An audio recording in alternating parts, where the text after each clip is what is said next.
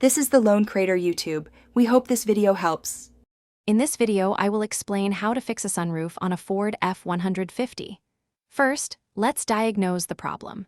Begin by checking your vehicle's fuse box for any blown fuses, as this is a common and easy fix.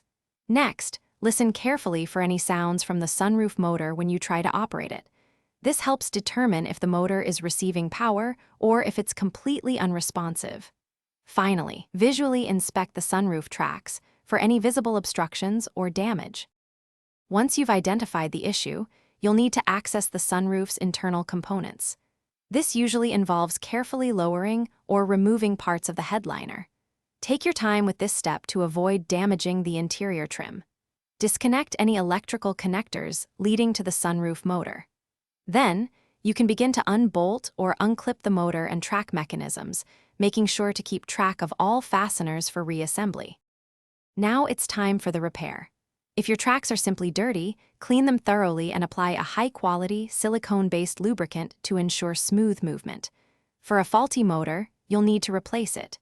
Carefully install the new motor, ensuring all connections are secure. If cables or guides are broken, replace those components as well. Always test the sunroof's operation before fully reassembling the headliner. After completing the repair, it's crucial to thoroughly test the sunroof.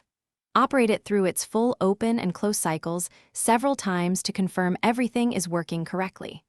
Also, check for proper sealing to prevent any future water leaks.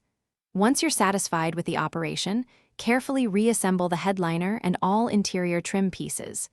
Double-check that all electrical connections are secure and you're all set. Thanks for watching. Consider subscribing if we helped you.